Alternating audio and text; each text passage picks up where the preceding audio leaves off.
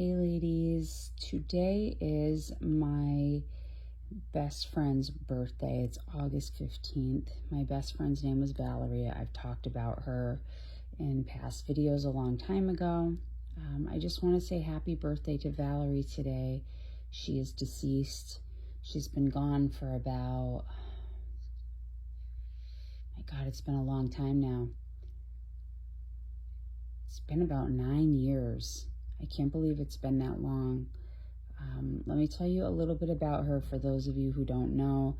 She was a pick-me-sha. She was an addict of many sorts.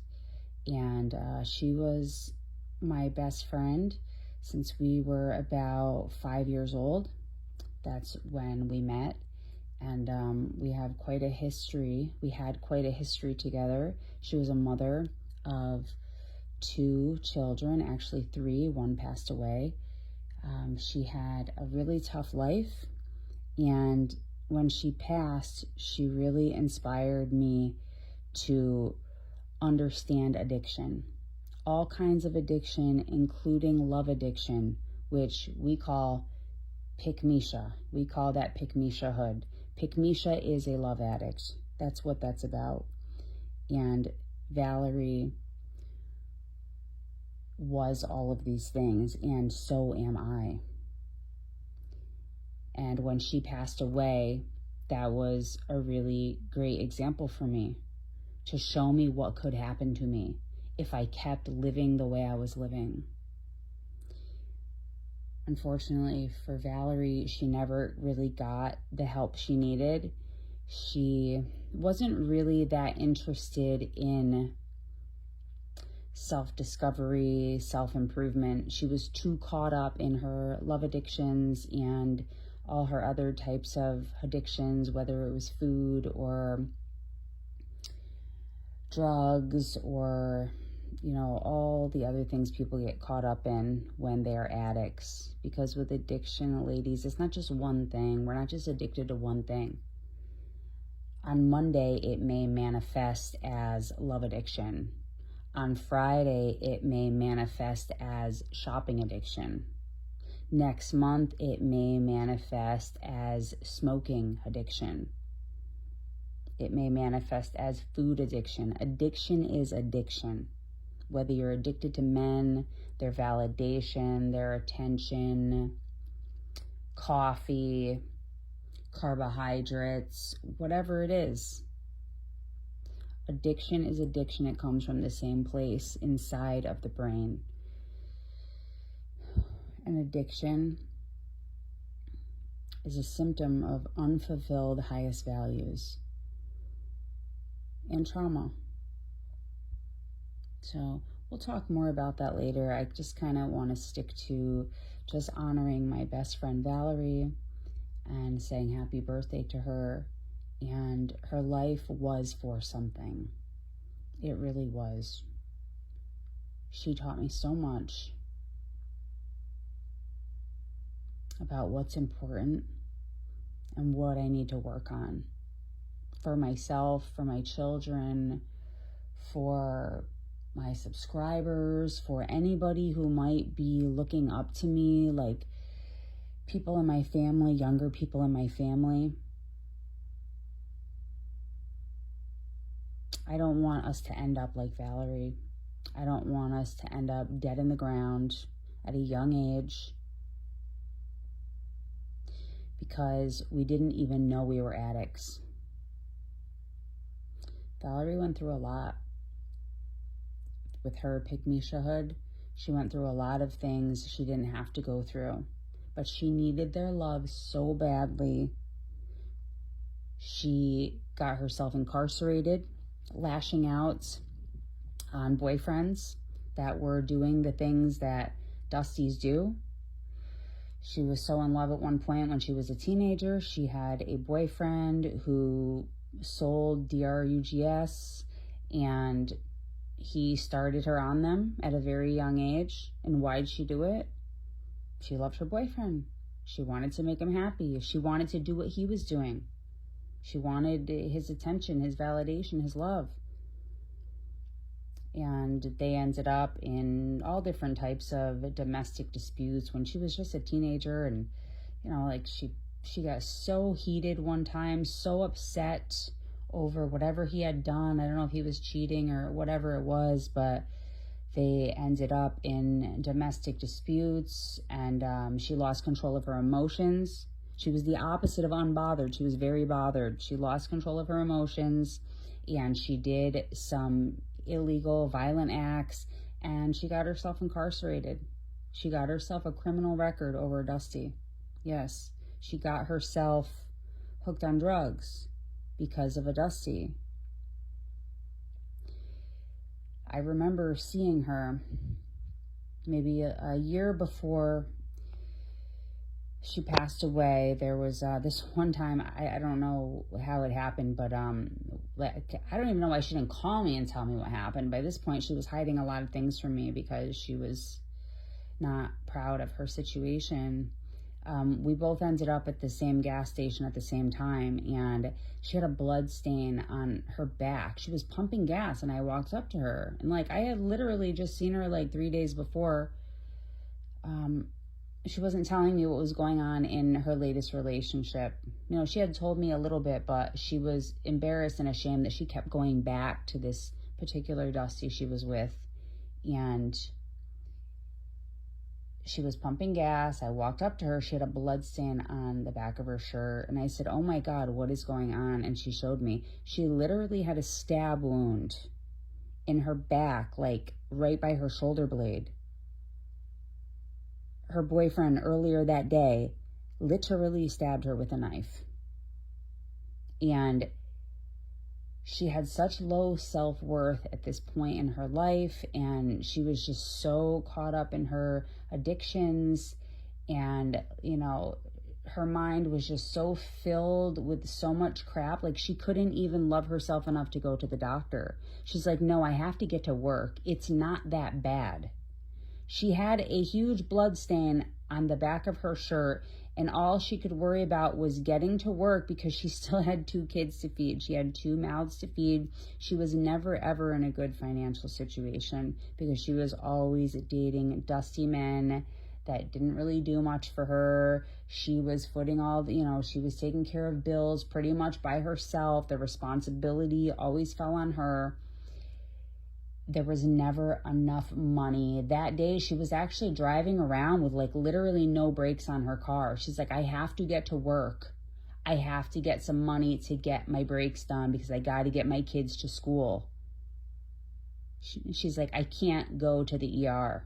She had a blood stain on her back, and she showed me. She had a literal hole, a slice, like a knife gash in her back, and she was bleeding, and she worked at Dunkin' Donuts. She was in a rush to get to her Dunkin' Donuts job to go and make a few bucks because she needed to get her brakes done on her car because she needed a safe car to drive her kids around in. This is how bad her life was, financially, spiritually, psychologically, relationally. She couldn't even go to the doctor. She literally couldn't afford to miss a day of work and go to the emergency room because her finances were in disarray constantly.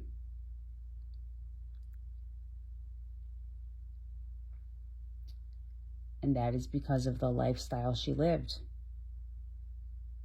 She was addicted to dusty men. She was addicted to a dusty lifestyle. She didn't feel like she could get out. She didn't have enough self-worth. She was beat down in so many ways. And she was in love with this man. And he stabbed her with a knife. And she still couldn't leave him because she was so chemically attached to him in her pick-me-shahood, in her love addiction, and she made excuses for him. Okay, this is just one of the many things I observed. She was pregnant with her 3rd child, and she got all the way up to her 9th month. She was having a boy. His name was Christian, and something happened. It wasn't her fault. The baby's umbilical cord got tied up in a knot somehow, just from the baby doing flips in there. It was the most freak thing that could have ever happened. And the baby suffocated. Like, all right, so let me just back up a little bit. Valerie had gotten off drugs for quite some, for like quite a long time, for several years. She was sober from drugs, okay? She was sober from drugs, but she picked up a bunch of other types of addictions to, food and, more love addiction, and just, she went hard in the other addictions to substitute the drugs. So she got off drugs for quite a long time. So she was sober in that way, but she wasn't sober in all the other ways, especially in her relationships. So she was sober from drugs at that point. She met a guy. They got together. They wanted to have a baby. She loved kids. She always wanted to have a lot of kids, and she always wanted to be like a housewife. And, that was always her dream. That was the type of person she was. She loved kids and she loved animals. If that could have been her whole life, if she could have just stayed home and had a good man and had a bunch of kids and a bunch of pets, she would have just been the happiest person in the world. That was like her life dream. That was what she was passionate about. So she always wanted kids. So she found this guy. They had a baby. They got pregnant on purpose. He was another dusty guy. He was nice. He was pretty nice, but apparently not that nice. They got pregnant. She got up to her 9th month. She went to the doctor one day. She had just a regular doctor's appointment, and they wanted to induce her into a C-section. She had it scheduled for like 2 days after. It was a Wednesday. She went on Wednesday. They couldn't really find the baby's heartbeat, or there was something. They were just doing like a non-stress test type thing, and they couldn't find the baby's heartbeat. And she was like, I think there's something wrong. I think you should take the baby out today. And they said, no, it's fine. The baby's just in a different position, and, we just can't really find it. It was either they couldn't find the heartbeat or the heartbeat was too slow. There was something going on. And she kept insisting, no, I have a bad feeling. Take the baby out today. I think there's something wrong. I think you should take him out right now. And the doctor said, no, your appointment's in 2 days. We're just going to take him out in 2 days. And they sent her home. And she was right. There was something wrong with her baby. The baby was suffocating because the knot in the umbilical cord was pretty much just, it wasn't letting enough oxygen into the baby. And she said she could tell all day his movements were slowing down. And she said normally he kicked all the time. And that day, the movements were just slowing down. And the doctors didn't listen to her, and she was right. Her baby died inside of her. And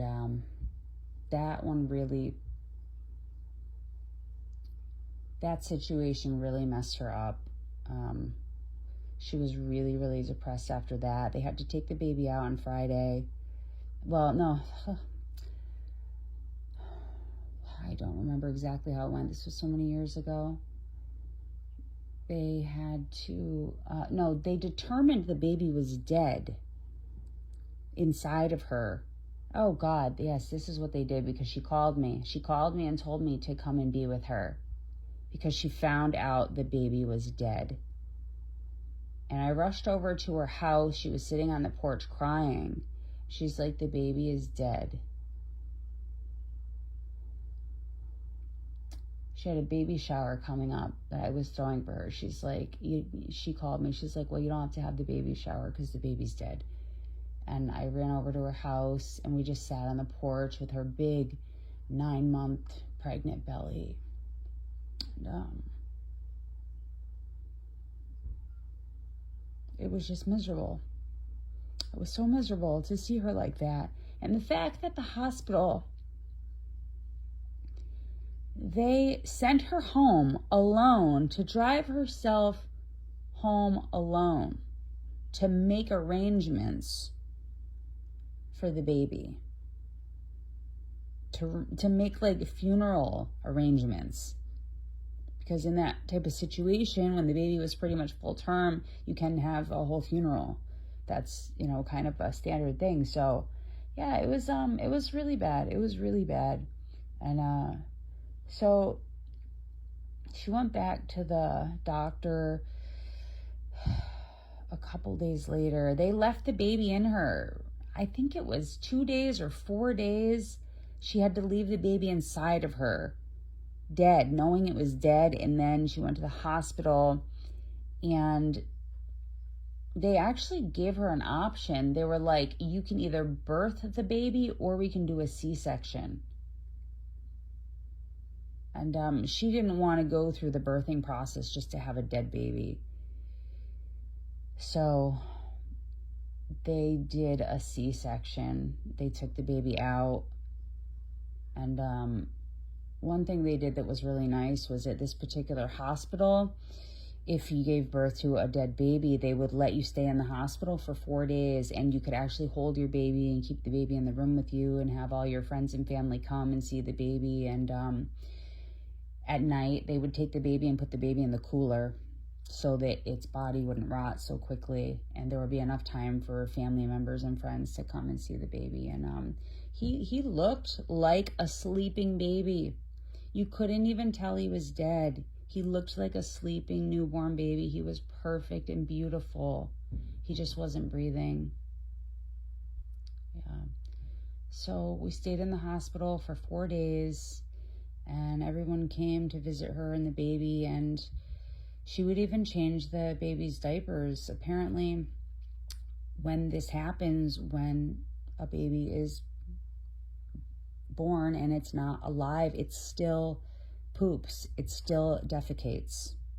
I don't know exactly why that happens, but you have to change the baby's diapers. The poop still comes out. It's got that black, I think it's called meconium or something, that black sticky poop that newborns have. It still comes out of the baby, and you have to change its diapers. So she was just like changing the baby's diapers and cleaning it up and putting its little hat on and changing its clothes. And we took pictures with him, and a priest came and baptized him. And it was such a interesting life experience to see all that happen and to watch her go through it and how strong she was. She was so strong. And the father of her child, he was there too. That was his first child. He had never had kids before, even though he was like in his late 30s. That was his first child. He had also been sober. They had met when they were both sober from drugs. And he left the hospital that day.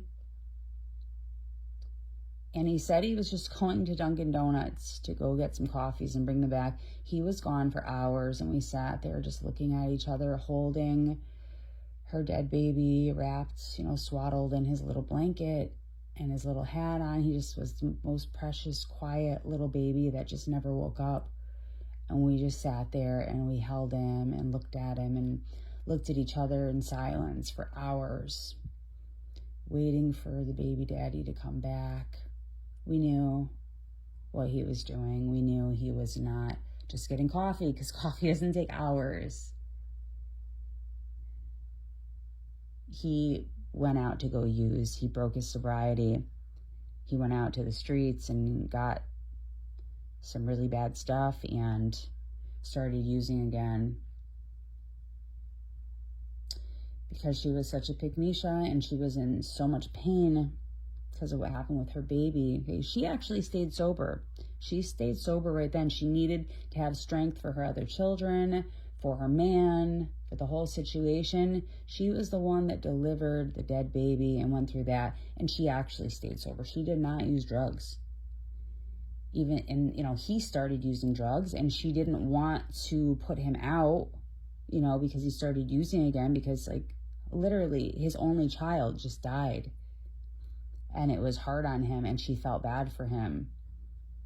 And she would just let it slide. And he continued to use drugs for about 3 months after that, for several months. And she stayed sober knowing he was using, and it was around her, and he was all messed up around her and in the house with her, and she was suffering and somehow still staying sober, and he was using, and that didn't last too long. She didn't even have room to feel her pain because she had to take care of everybody. She had to take care of everyone, and now she had to take care of her man that was relapsing. So she wasn't really feeling the grief of the baby, and she was just kind of frozen. She was frozen in time. And, we still had to do all the funeral arrangements and cremate the baby. And so we ended up having a funeral, and they chose to cremate the baby. And that was another thing right there. Watching two parents take their baby and put it into the incinerator, and watching their grief, watching their suffering as they put their little child into the oven and pushing the button to start the incinerator up. I was something I will never forget. And just watching my friend's face, watching her heart break.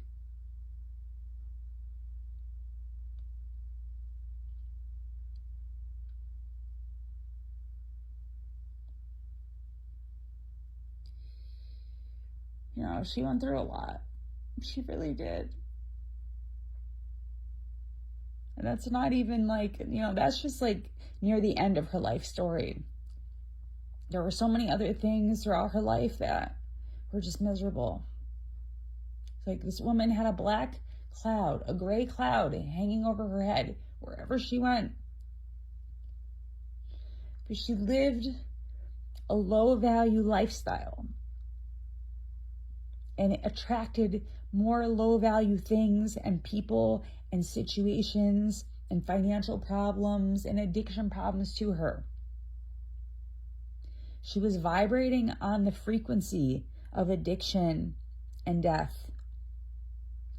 And that's what her life gave her. That's what she constantly manifested and brought to herself over and over and over again. She did not know how to level up.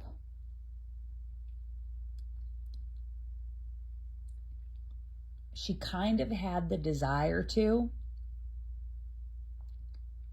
but for whatever reason, it wasn't that strong inside of her. And I think that had a lot to do with the drugs. She lost her fire and her passion, and it was really hard for her. I wish she would have been stronger. I wish she would have gone to programs. I wish she would have read self-help books.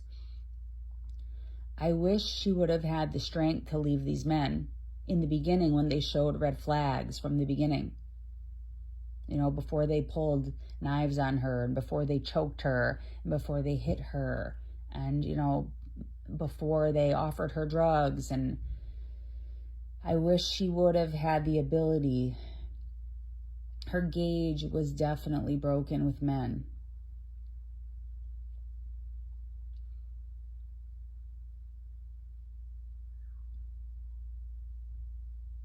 And it was like a domino effect. One thing after the next, just attracting the worst situations and the worst people into her life over and over and over. Ladies, leveling up is so important. And it's not just about hair and makeup. Yes, that's part of it. The true level up is internal. It's mental and emotional and spiritual. It's working on your traumas. It's working on your inner child. It's working on your finances. It's no longer accepting low quality men into your body, into your life. It's no longer putting toxic, bad foods into your mouth. It's no longer listening to music that degrades women. It's no longer watching things that just encourage more pick-me-shahood and more love addiction.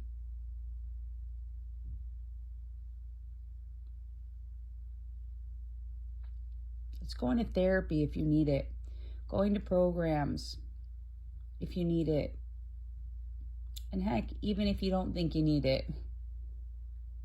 Because sometimes you find out when you're in the program, oh my God, I totally need to be here. I wouldn't have thought I needed this.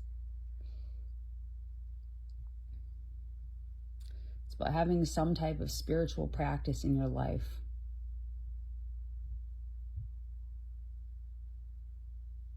It's about loving yourself enough to become a disciplined person. Self-love is self-discipline. And pretty much nobody on the face of this earth can just white knuckle it and discipline themselves all alone. People need support, they need programs, they need groups. Some people like to go the religious route, whatever it takes.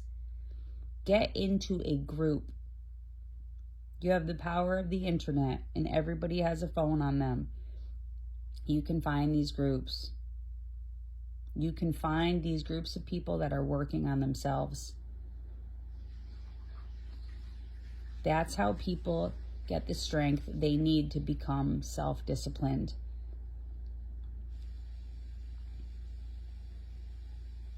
It's very difficult to do it all by yourself. Valerie always tried to do everything on her own. She didn't want to be involved in groups and programs.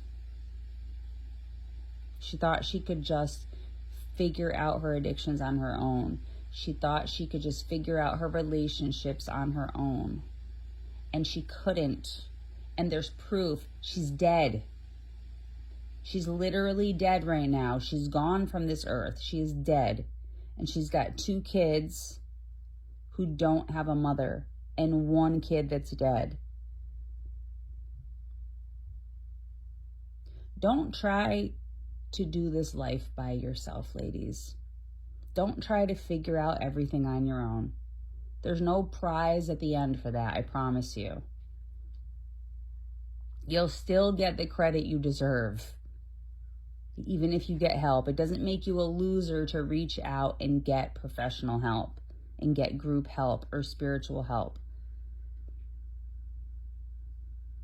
It doesn't mean you're a failure. It means you're winning. If you actually realize you need to get help for your smoking, for your drinking, for your love addiction, for your spending addiction, for your gambling addiction, for your corn addiction, for whatever it is you have going on. Getting help for it means you're actually winning. Not getting help for it, ignoring it, or thinking you can just work it out in your mind all by yourself, that's losing. And I don't want any of you to lose your actual lives because of it, because it can happen. My best friend is dead right now. She lost her life because she tried to do it all by herself.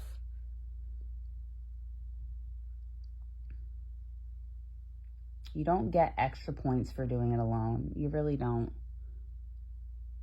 And that's not what matters. What matters is that you live a long and healthy life and you get to do all the things you want to do and go all the places you want to go and have the kind of family you want to have and have good relationships and do things you feel good about and things you feel proud of. And life is about overcoming obstacles and challenges, taking good care of yourself, getting to do all the amazing things you wanted to do. Valerie couldn't really do anything. All she could do was work. work and pay bills and barely get by. Her car was always broke down. She always had a medical problem. There was always a financial problem. There was always some kind of tragedy going on every single day of her life. Her life was a freaking emergency all the time. There were court dates all the time. There was just, she never got to do the things she wanted to do. You know what she wanted to do? She wanted to rescue animals. And she wanted to be a mom and bake cookies and, have gardens in her backyard. She wanted to travel to places. She never got to do any of these things. She never got to do those things ever in her whole life.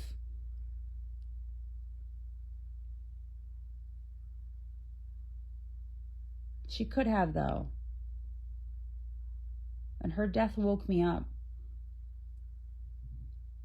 Woke me up and made me realize, you know what? That's when I realized, I'm like, this is all about addiction. Everything that happened to her was because of addiction. And it made me look at myself and say, where the hell am I addicted? And at that time, I was in a very addictive relationship. It wasn't nearly as toxic as her relationship. I didn't have a knife put in me. But it had its own toxicity that was dragging me down. There were times in my relationship that I could have ended up incarcerated because I was emotionally out of control, because I was such a pick-me-sha and I had felt so used and doormatted. I was carrying so much resentment that was making me violent because I loved men too much. I loved men too much. If you're willing to catch a case over a Dusty, you love him too much. If you're out there keying cars and smashing stuff and lighting clothes on fire and all this crazy stuff, you love him too much. You love men too much.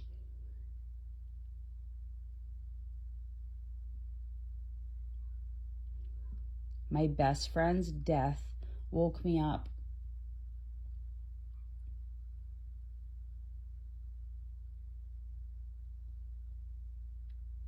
I started therapy right after that. And my topic of discussion was addiction. And I had never really considered myself an addict until she died. I started to realize.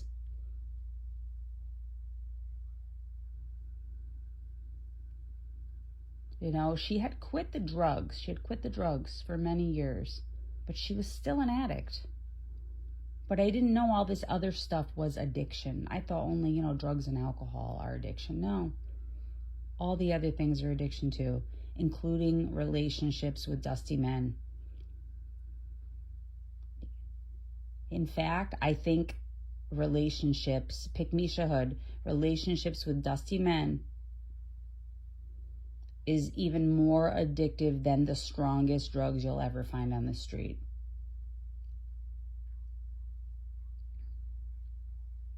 So I just wanted to talk about that today. It's August 15th, Valerie's birthday. Thank you, Valerie, for your life. Thank you for everything you've taught me. Thank you for inspiring me to get on the level up journey. Your death has given me life.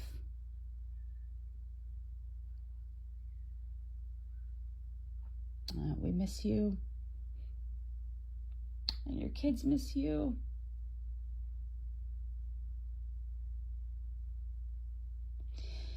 But honestly, ladies, I can sit here and say, oh, I'm so sad she's dead. I'm so sad she's dead. And this may sound morbid, but she told me she was ready to go. She told me on multiple occasions that she knew she needed to go because it would actually be better for her children. And that is such a sad thing to hear a mother say. That's how powerless she felt. That's how beat down she felt. That's how tired she felt. She worked hard. She was a hard worker. She was not a lazy person. She was so tired running this rat race of addiction and love and the men and the relationships and the substances and the money problems and the court problems and just the death of her baby. And she was so tired. And she wanted to be done. And because she loved her kids so much, she didn't want them to see a mother like this. And she knew that the way she was going to keep putting them in danger. And she did put them in danger. And she knew that.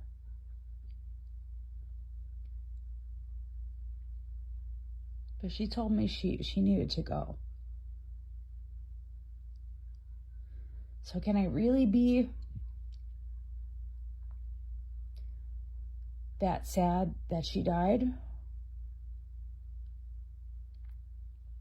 Yeah, I'm sad. But in a strange way, I'm happy for her because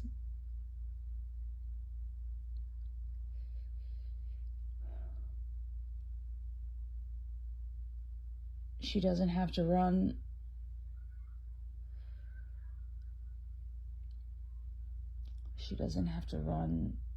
through this difficult life anymore, through the life she had experienced for 30-something years. She doesn't have to do it anymore. And it's what she said she wanted, because she didn't think she could get the life she really wanted.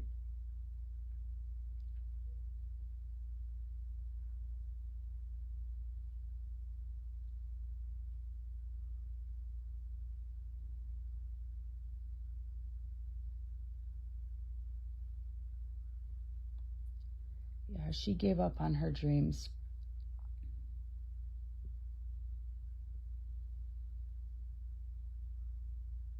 You know, she worked really hard, but she worked really hard at the wrong things. She worked hard on her relationships with these men. She worked hard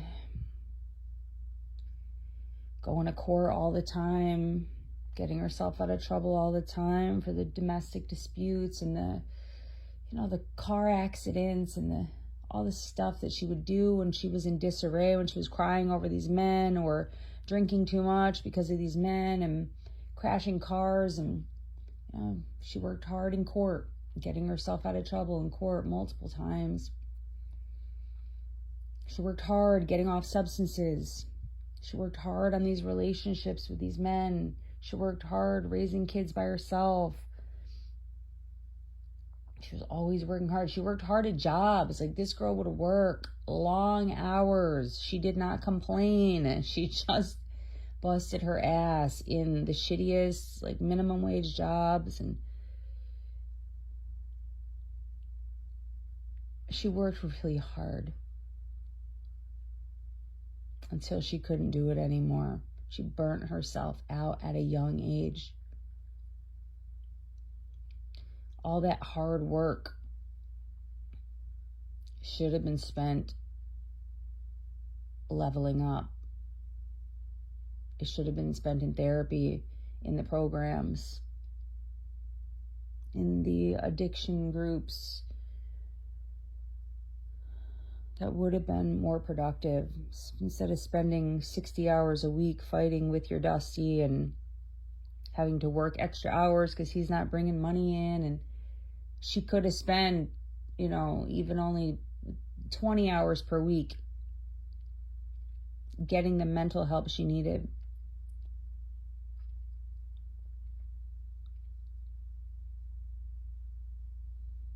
She spent the time and the energy on the wrong things. And this is what happens when you don't level up, ladies. This is what happens when you let this stuff go. This is what happens when you love men too much. This is what happens when you sleep with men that don't deserve you. These are the types of situations you can create and manifest into your life. Like you put a curse on yourself, and then you have children, and those children have the curse too. The children, like her children right now, they're not going to have normal lives. Their mother is dead, and they live with their dusty, creepy fathers now. They're going to have a whole nother story of the things that happened to them after their mother died. This can go on for generations and generations and generations. You have the power to change what's going to happen to your kids and your grandkids and your great-grandkids, all by choosing better, choosing who you sleep with, choosing who you date, choosing who you entertain. If Valerie knew how to choose men when she was young, very young, that first guy she ever got involved with that gave her drugs when she was just a teenager, like, if she would have been completely appalled by the idea that her boyfriend, who she loves, is trying to give her drugs, or, I mean, she knew that he was selling drugs. If she would have been turned off by that immediately and said, ew, I am a high-value woman. I just found out you sell drugs? I'm getting out of this relationship. Hell no. If that would have been her attitude, she would have never stayed with him. She would have been turned off by that. She would have never tried drugs for the first time. She would have never ended up with the whole domino effect of problems that happened throughout her life. If she knew how to be discerning. She didn't even know.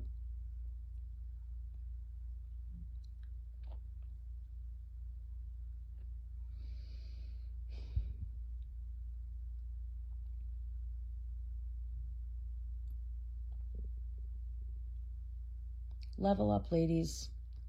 That's the point of this message. Level up so you don't end up dead. Level up so your kids don't end up with a horrible life story. Level up and change your future. For yourself, for your kids, for your nieces and nephews and the other people who are in your life that are affected by you.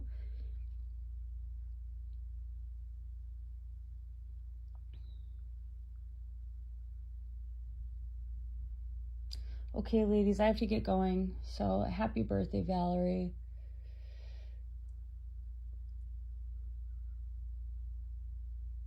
Her life meant something.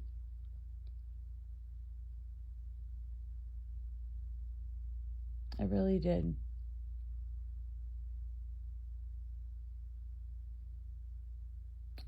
Valerie's a great teacher for me. And I hope me sharing part of her story with you all maybe touch somebody right now and give you a reason, give you the clarity, the motivation, the inspiration, whatever it is you're lacking right now, to take the next step and love yourself and do what you need to do to get yourself right. Okay, ladies, talk to you later. Bye for now. Happy birthday to you. Happy birthday to you. Happy birthday, dear Valerie.